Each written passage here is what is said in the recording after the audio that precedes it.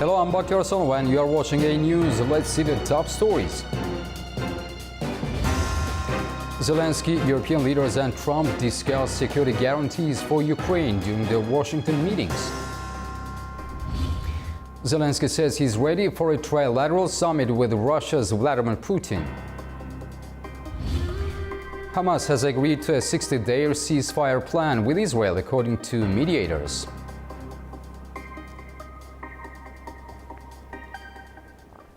European leaders discussed the security guarantees for Ukraine at Monday's White House summit with Donald Trump. The U.S. president also phoned the Kremlin to try and arrange a direct face-to-face meeting between Vladimir Putin and Volodymyr Zelenskyy. But despite the leaders calling Monday's summit a success, it's unclear how much progress was made. Nick Harper reports from Washington, D.C. Well, as with the summit in Alaska a few days ago between President Trump and President Putin, Monday's discussions at the White House seem to have been strong on talking, light on decision-making.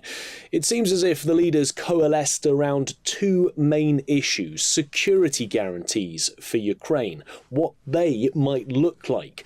No immediate path forward was made clear after the meetings, but it could be that Ukraine is given some sort of NATO-like protection in the form of Article 5, in that NATO members enjoy the fact that if they are attacked, other NATO members stand by ready to help them.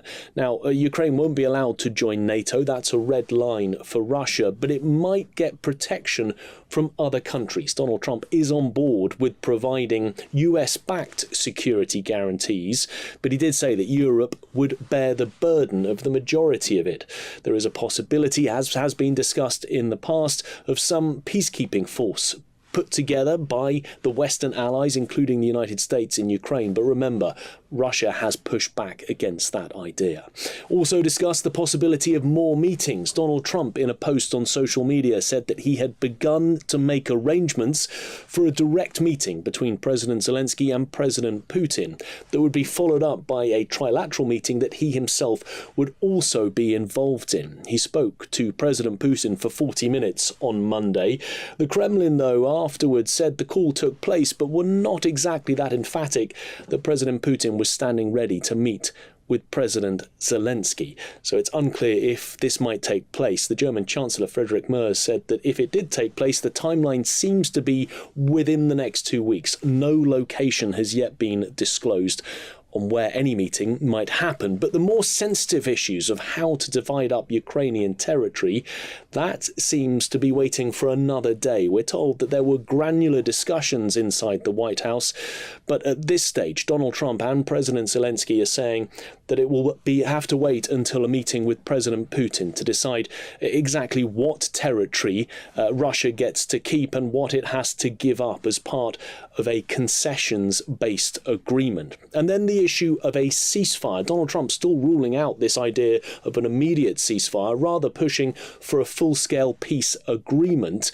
But the Europeans, including Volodymyr Zelenskyy, say a ceasefire or a truce is needed simply to stop the fighting on the battlefield. Again, another sensitive issue that clearly was spoken about, but not fully addressed during Monday's meetings.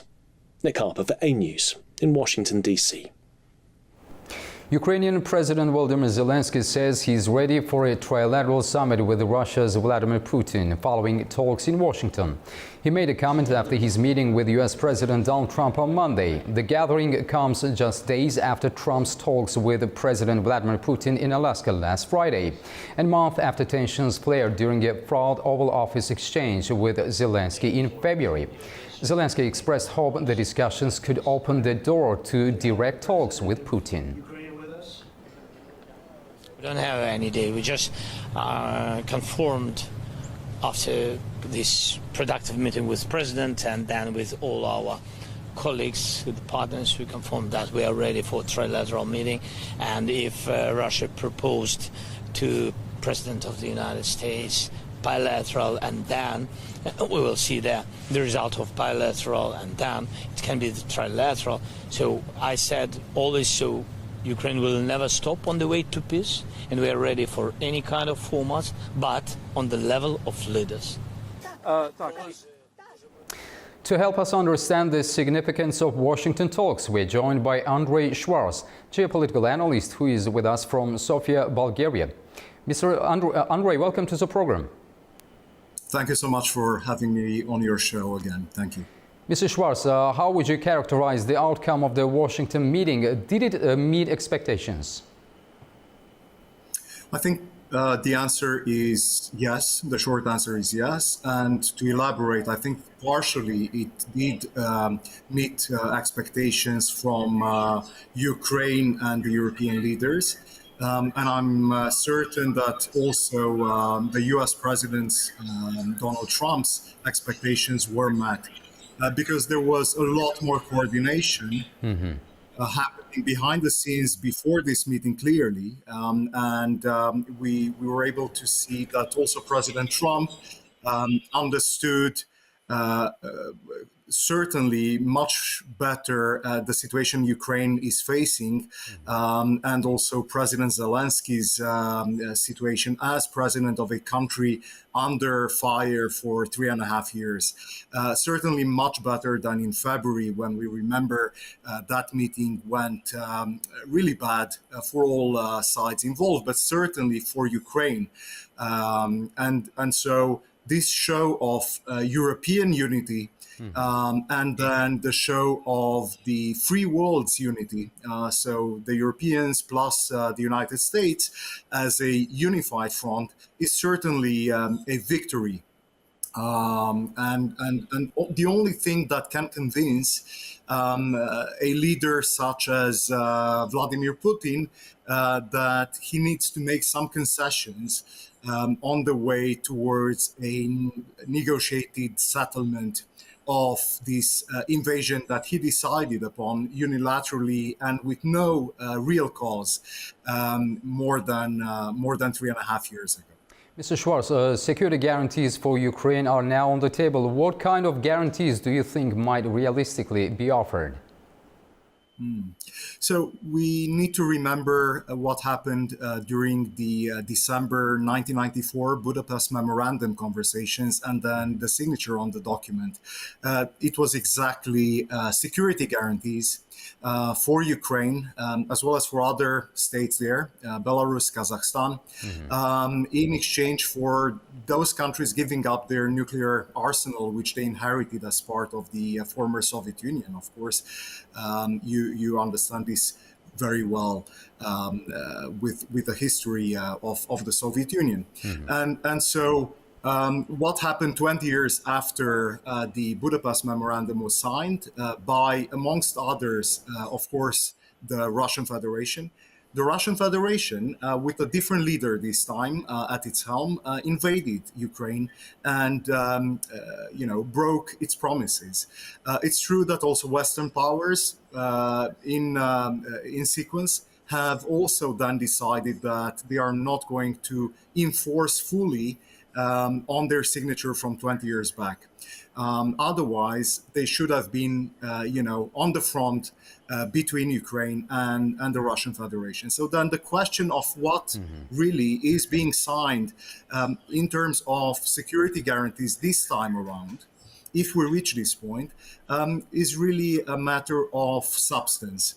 And it's of substance not only in August or September of 2025, but in 1 year from now and in 10 years from now, when different leaders will certainly lead Western countries represented in this agreement, and potentially, given the biological clock, also in the case of the Russian Federation. So, what sort of guarantees do we have that can be preserved, that can be enforced, and that can really give Ukraine some sort of trust that others will jump to its defense in case the Russian Federation decides again that it's time, perhaps 10 years from now, as we were talking, to take chunks of Ukraine or to terminate the idea of Ukrainian nationhood and statehood once and for all. So I think we need to look at a few things on the table. One is to continually fund Ukraine's defense in terms of military equipment, both defensive as well as offensive. And then also strengthen Ukraine, rebuild Ukraine economically to be able to be a viable state, and then also to make sure that there is a sort of a buffer zone force of protection between these two countries. But bear in mind, we have seen this happen also in the conflicts between other countries. We've seen it in the Middle East. We've seen it also in your region. We've seen it in Asia Pacific. We've seen it all over the world. These protection, and separation units, whether they are from the United Nations white helmets or whether they are from a specific country, have rarely worked. And so all of this will be in the minds specifically of Ukrainians and of the Ukrainian leaders who represent them. Sadly, really, to my mind, it doesn't really look like Russia is incentivized at this point to believe that, by advancing towards real peace negotiations and a ceasefire, they will have achieved anything after having lost so many people themselves on the front lines. To my mind, Russia and its leaders, more importantly, are still interested in, taking over militarily more of the Ukrainian territory, changing the political leadership in Kyiv now or in the mid to long term, and achieving its broader goals sooner or later. Via changing regime and having a friendly regime there, similar to the one in Belarus. Geopolitical analyst Andrei Schwartz, thank you very much for your insights and for being with us. Thanks a lot. Thank you so much. Thank you. Hamas has agreed to a 60-day ceasefire plan with Israel, according to Egyptian officials. The deal includes the release of about half the hostages in Gaza in exchange for Palestinian prisoners. The proposal, backed by Egypt and Qatar, mirrors a framework earlier outlined by U.S. Special Envoy Steve Witkoff. Hamas confirmed its approval, while Israeli media reported the government had received a response. Prime Minister Benjamin Netanyahu has previously said Israel would only accept a deal if all hostages are freed at once. Morocco has delivered 95 tons of humanitarian and medical aid to the Gaza Strip, where famine continues to devastate the population. Aid access remains severely restricted, with shortages of food, medicine and rescue equipment worsening conditions for Gaza's 2.4 million residents. The health ministry said famine-related deaths have risen to 263, including 112 children. International organizations have repeatedly warned of catastrophic conditions in Gaza and urged Israel to lift its blockade to allow the safe delivery of aid. Public frustration in Israel is mounting as citizens press leaders for a political solution instead of a prolonged war in Gaza. Mediators Egypt and Qatar, backed by the United States, have already put forward a ceasefire plan that Hamas says it has accepted. However, the Israeli government remains silent. A major highway in Tel Aviv was blocked by Israeli protesters on Tuesday. They're demanding an agreement to end the war in Gaza and secure the return of hostages. The demonstration followed mass nationwide rallies at the weekend, when tens of thousands took to the streets in one of the largest protests since the conflict began. Families of hostages joined the crowds, pressing the government to strike a deal with Hamas to free those still held in Gaza. We started in Sunday stopping Israel in order to bring our hostages back. We find that the only thing that works is putting pressure on the Israeli government to make a deal, to seal the deal and bring all of our hostages back and stop the war in Gaza. We will not stop until all our hostages are home. Israeli officials say around 50 hostages remain captive since the 7th of October attacks, but only 20 are believed to be alive. The protests come as Hamas announced it has accepted a ceasefire proposal mediated by Egypt and Qatar with US backing. The 60-day truce plan includes the release of half the hostages in exchange for Israel freeing a number of Palestinian prisoners. Senior Hamas official Bassem Naim confirmed the group's approval, while other Palestinian factions also informed mediators they support the deal. So far, Israel has not officially responded to the proposal, though officials confirmed it was received. India says talks on Monday with China have been productive. Foreign Minister Subrahmanyam Jaishankar and his Chinese counterpart Wang Yi discussed border peace, trade issues and bilateral exchanges, aiming to strengthen cooperation between the two countries. The meeting in New Delhi comes days before Indian Prime Minister Narendra Modi is due to visit China. Lasting progress of a positive relationship between India and China hinges on peace and tranquility along the disputed border. That's according to India's Foreign Minister Subrahmanyam Jaishankar, who met with his Chinese counterpart Wang Yi in New Delhi on Monday, saying the talks were productive. As well as discussions on border peace, they also discussed trade issues and bilateral exchanges, aiming to strengthen cooperation between the two countries. Having seen a difficult period in our relationship, Excellency, our two nations now seek to move ahead. This requires a candid and constructive approach from both sides. In that endeavor, we must be guided by the three mutuals: mutual respect, mutual sensitivity, and mutual interest.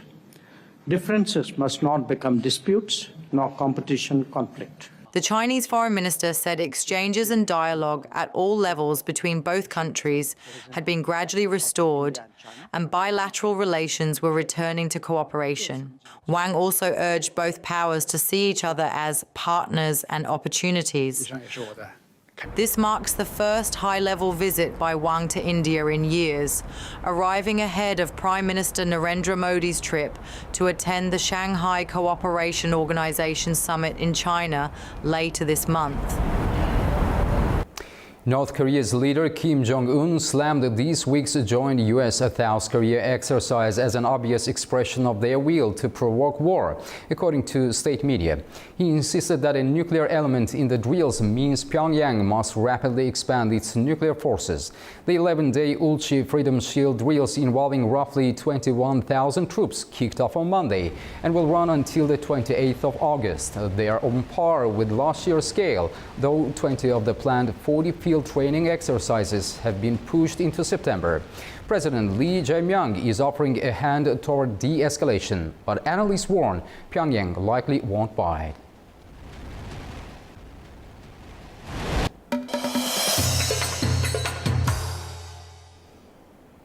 Armenian Prime Minister Nikol Pashinyan has called the summit in Washington a turning point for his country and the region. In his address to the nation, Pashinyan said the agreements signed in Washington, D.C. have ended decades of conflict with Azerbaijan. He described the post-August 8th period as a new reality of peace for Armenia and the South Caucasus. Now we stay in Yerevan, where Iranian President Masoud Pezeshkian is on an official visit to Armenia. His trip comes at a time of heightened diplomatic activity in the South Caucasus. Meanwhile, Tehran has rejected what it calls the Trump route for international peace and prosperity, warning that the presence of American companies in the region would be a worrying development. What does this mean for regional geopolitics, and how might Armenia-Iran ties evolve in this context? To discuss these issues, we're joined by Orkan Nabiev, a political analyst from Baku, Azerbaijan. Mr. Nabiev, welcome to the program. Thank you. Thank you for inviting me. Mr. Nabiev, what is the significance of President Pezeshkian's visit to Armenia at this particular moment? Of course, without any doubt, the most important topic is a trip. It's a Trump route for international peace and prosperity, and the concerns of Iran regarding this route.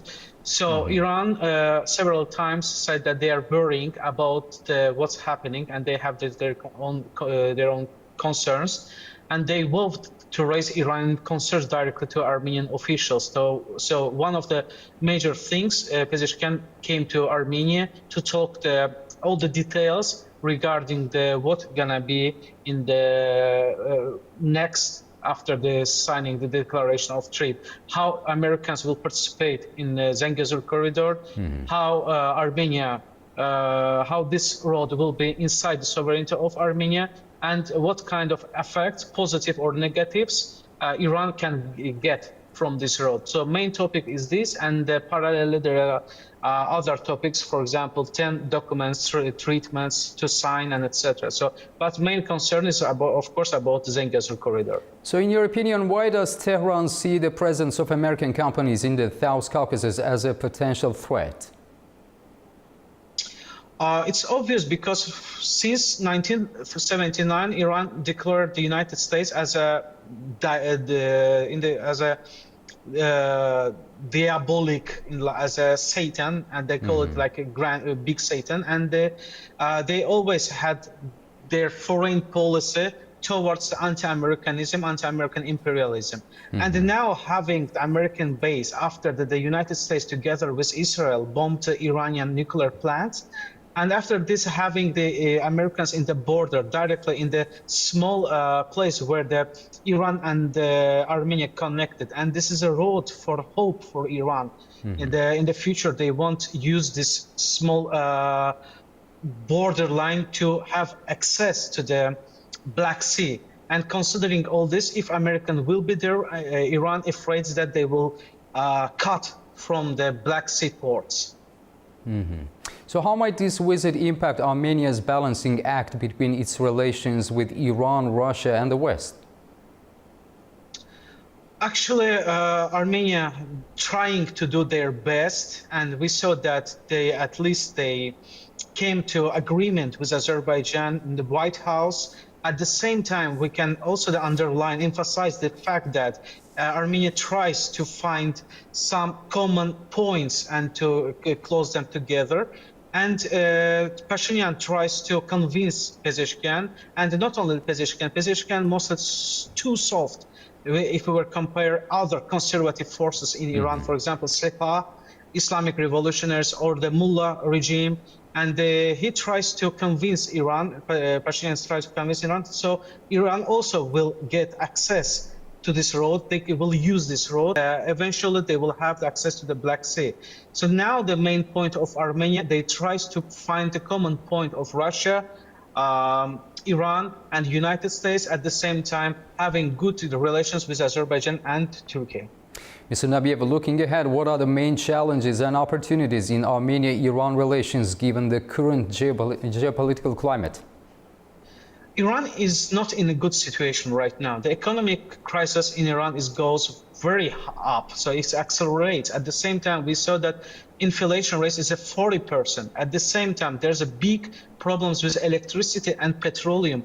Iran is a petroleum country, and the energy should be very cheap in Iran. But we saw that there's a big blackdowns. We saw that there's a lack of electricity, lack of gasoline in the gasoline stations. So yes, Iran is going very bad, and the situation is getting exacerbated. And in this situation, Iran has no other choice than to accept the fact that trade will be open, and Iran should do big reforms and to start a new dialogue with the West. Otherwise, Iran will have the big problems inside in their country, in the inner politics, because the situation is getting worse and worse. And this main obstacles is in Iran is to having conflict between conservatives and these people who wants to have dialogue with the West and solve this conflict that goes from 1979. Pezeshkian and the liberals, official government of Iran, they want to go further and to talk with United States and Europe. And I also want to add one phrase of Pezeshkian. He said that you don't want to talk. He addressed it in the parliament towards the very aggressive and radical Islamists in Iran. He said that you don't want to talk. Well, then do you want to do what you want to do? Do you want to go war? Going to talks does not mean to go to the surrender. Going to talks, it means that we will have the more opportunities preparation. And your policy that comes from the last 40 years will was ended with bombing of Iran. So you were telling that you want to destroy Israel, but we saw that Israel came to our sky and they bombed us.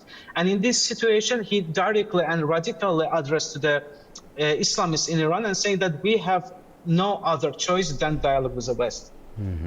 Orkan Nabiev, thank you very much for sharing your insights on this important subject. We truly appreciate your time and expertise. Thanks a lot. Thank you very much. Turning to Georgia's economy, the country's foreign direct investment in 2024 has reached $1.57 billion. According to Georgia's National Statistics Service, that's down almost 19% from 2023, but nearly 18% higher than initial estimates. The UK was the top investor, followed by the Netherlands and Malta, together making up more than half of the inflow. The biggest chunk of investment went into finance and insurance. Syria's food security is under greatest strain in decades after the worst drought in 36 years has slashed wheat production by around 40%, squeezing the country's cash-strapped government. The failure of securing large-scale purchases threatens millions who depend on subsidized bread.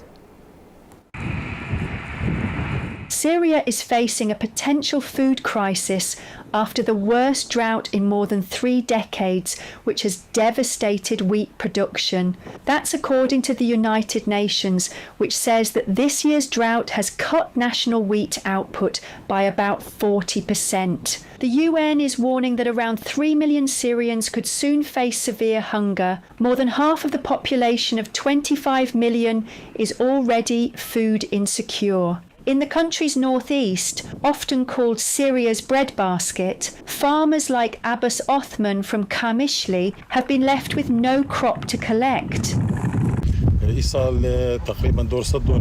This year we planted 6 hectares and we harvested nothing. The crops didn't grow, and even the shepherds didn't benefit from the land.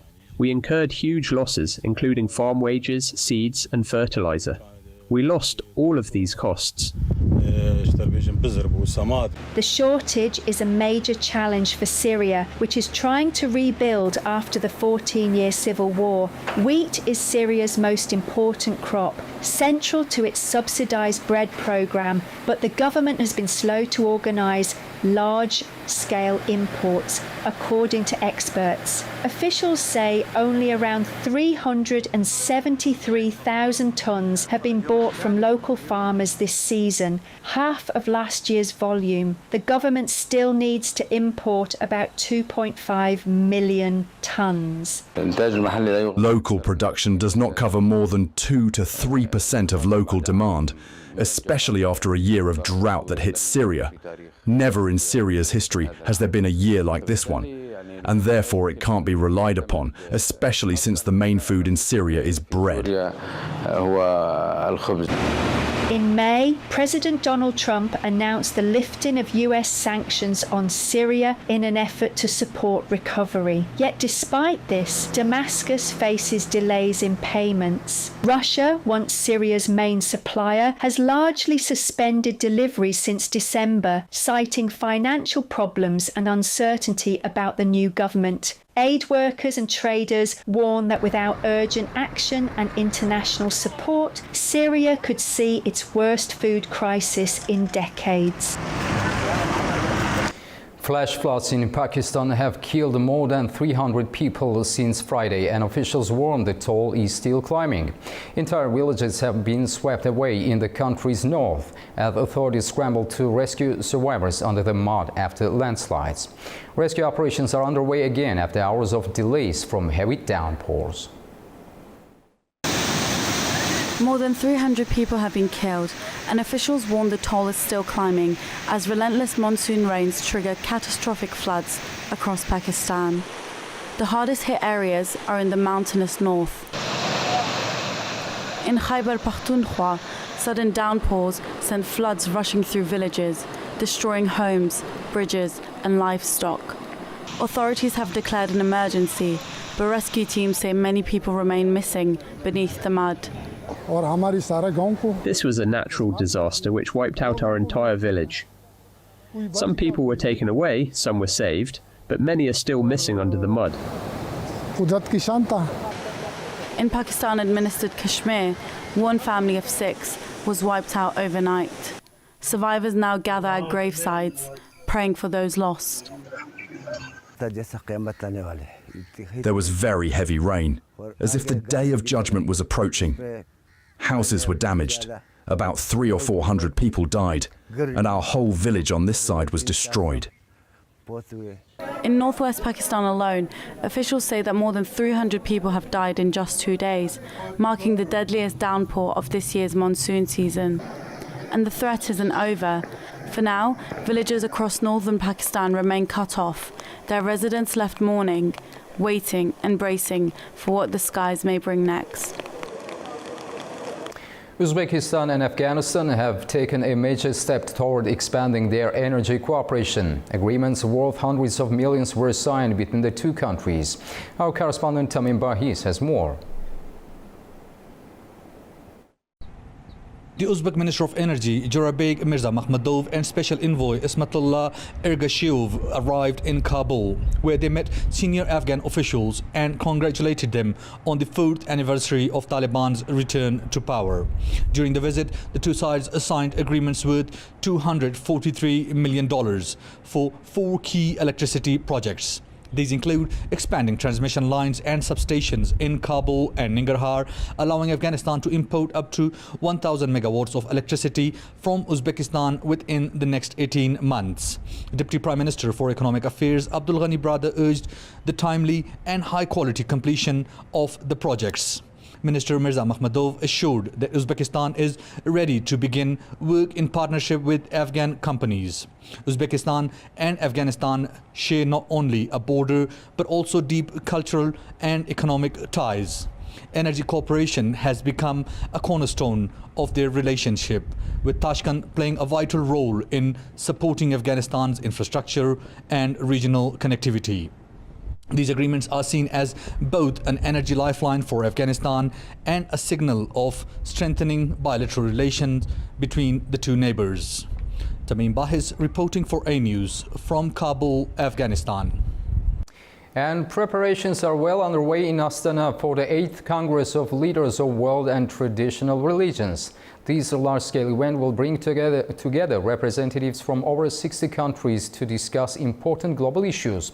The Congress will be held under the leadership of Kazakhstan's President Kassym-Jomart Tokayev. Our correspondent in Kazakhstan has the details.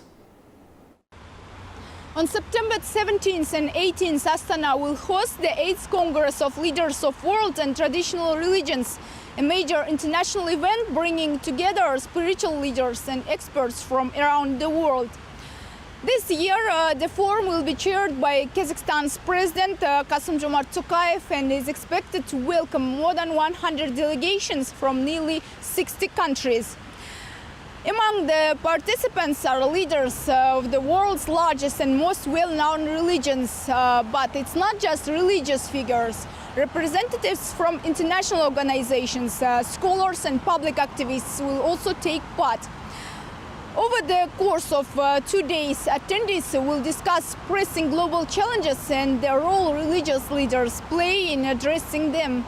The focus will be on promoting interfaith cooperation, combating extremism and finding ways to build lasting peace. The event will conclude with the second forum of young religious leaders, which will place special emphasis on involving youth in advancing interreligious dialogue. For Kazakhstan, hosting this Congress is a significant milestone. The country is home to over 130 ethnic groups and 18 religious communities, so issues of peaceful coexistence and mutual respect are especially important here. What's more, hosting the forum strengthens Kazakhstan's international image as a neutral platform for dialogue between East and West. In today's unstable world, this Congress provides a crucial channel for discussing ways to peace and cooperation. The first Congress of Leaders of World and Traditional Religions took place in Astana back in 2003. Since then, it has become a regular event held every 3 years and has grown into a respected international platform for discussing religious, humanitarian and social issues. Considering that around 85% of the world's population identifies with some religion, the involvement of spiritual leaders in global affairs is more important now than ever before. From Almaty, Kazakhstan, Fariza Kalimurzina, ANewz. That's all we have for now. Thank you for watching and stay tuned to ANewz for more.